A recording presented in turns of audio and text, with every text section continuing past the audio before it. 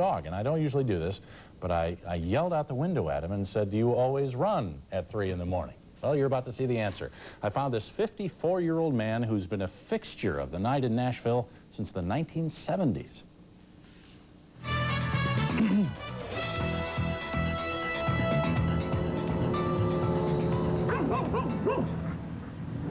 It's a time when the city neither stops nor goes, only flashes yellow.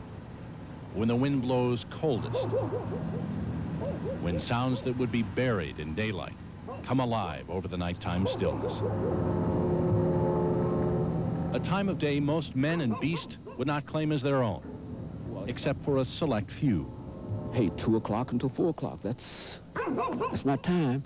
If I'm in New York, if I'm in Chicago, if I'm in Phoenix, and I've been, you know, all these places, everywhere I am at this time of morning, I get up and I do me an hour and 25, 30 minutes.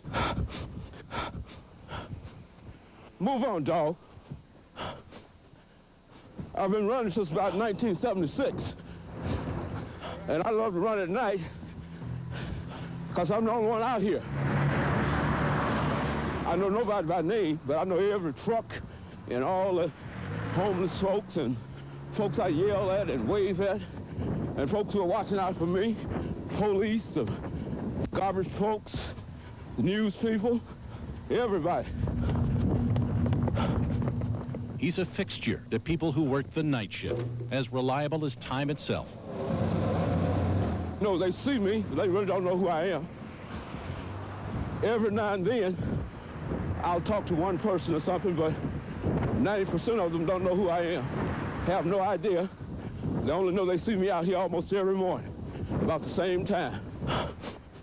He's the running man. His name is James Haney, Dr. James Haney, a professor of history at Tennessee State University. His weekly routine has been the same for 20 years. Move on, dog. I'm 54 years old. Feel like I'm 19. That's enough for me.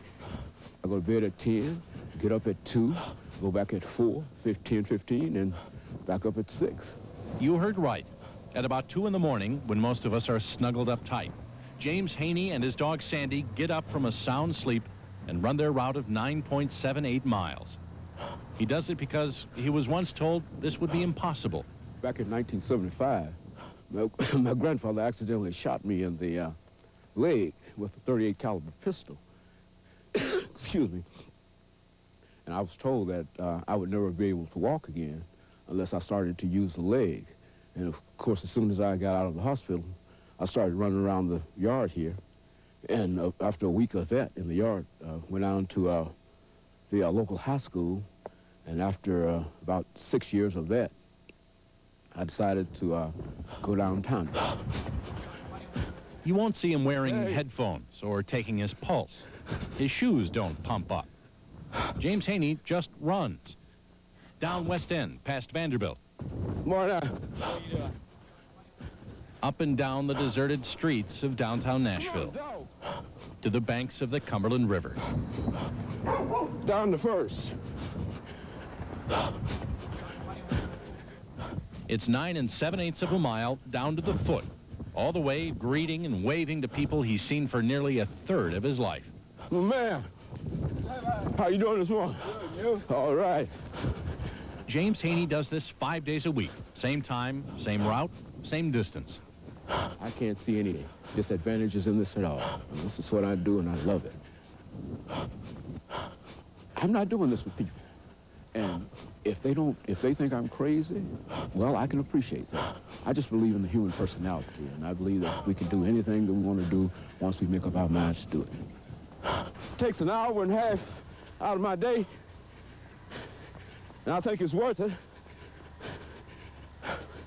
Plus, it requires discipline, and I think I got that. And that makes me feel good about myself. Gives me greater self-esteem, and I can get out and meet the world better. As he makes that last block toward home, there's no one there. No welcoming committee at the finish line. No one to notice. Before he goes back to his wife and children in his warm bed, there's always a prayer of thanks that he's been able to put one foot in front of the other for another night. Oh, thank you, Lord. Okay. Thanks that he can still devote 2 hours out of each 24, even though it is in the middle of the night, to his body and his well-being. Thanks that there is life, and that life is good. Very few people that I grew up with are alive today, you see, and many of them have died of heart attacks and strokes and violence and whatnot, but Dr. Haney keeps pushing on. And I tell folks that I'm going to be around here a long, long time. I'm going to be around here at least 100 plus. I mean, that's what I'm looking for, you know. In fact, Dr. Haney says he plans to live to be 120. Willard Scott. Now, does the doctor ever have problems out there? Anybody ever attack him or try to rob him or anything? Never. In 20 years. Really? Never had a problem. In all those cities, too.